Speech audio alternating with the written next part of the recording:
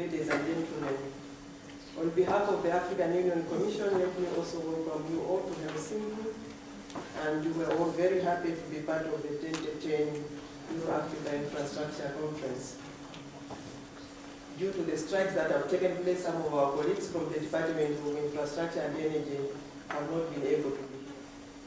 Ladies and gentlemen, the vision of the African Union Commission is a peaceful, integrated, and prosperous Africa.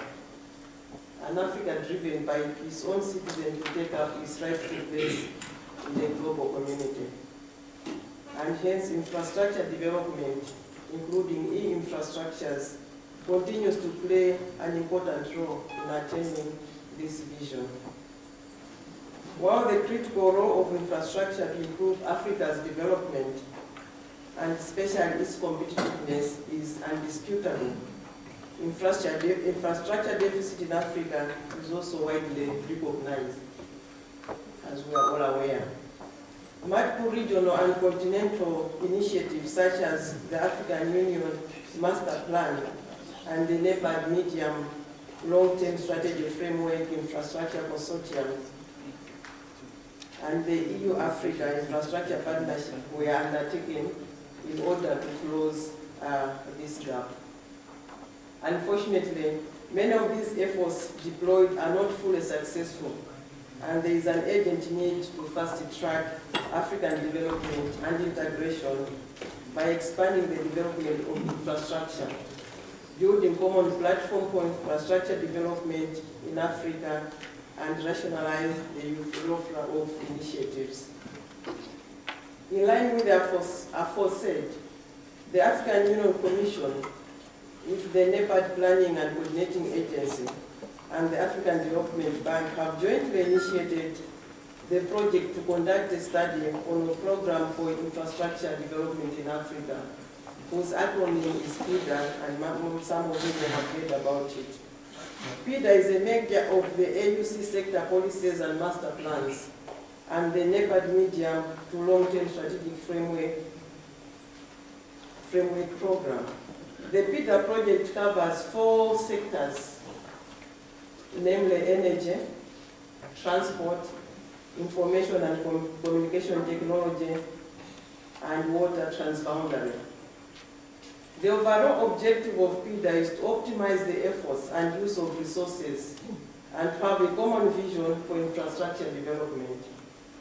The specific objectives of PIDA are to enable African decision makers who want to establish and implement a strategic framework for the development of regional and continental infrastructures in energy, transport, telecommunications, and ICT and water. And secondly, it's meant to establish and implement an infrastructure development program articulated around priorities and time zones.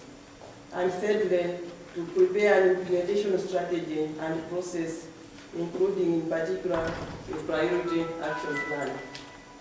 During the past 2 days, we've been discussing the ICT research programs that are taking place under the Africa-EU partnership. And one of the major concerns is that yes, the programs are there, but it takes too long to roll them out. And so under this PIDA program, like in any other program, we'd like to see if we can speed up the rollout of these programs. The expected results from PIDA are a few studies that have taken place. Of course, it visions on the African infrastructure development. There are issues to do with sector policy, regional and continental physical infrastructure program projects, the master plans, priority areas, and then different phases that can fast-track the rollout of this program, including, of course, the aspect of monitoring and evaluation. Ladies and gentlemen, most African Union member states are currently building national broadband backbones. The main challenge is to interconnect these national backbone networks regionally, continentally, and globally, knowing that the world has become a global village, and ICT infrastructure is the catalyst A national broadband network isolated from neighboring economies is essentially redundant and does not contribute to addressing regional infrastructure bottlenecks that Africa is determined to remove in order to trade within and also integrate into the global economy, which is an increasingly knowledge-based economy. On the other hand, when these national broadband networks will be interconnected regionally, continentally and globally, they will play a significant role in Africa's development, creating employment, providing opportunities for innovation and research.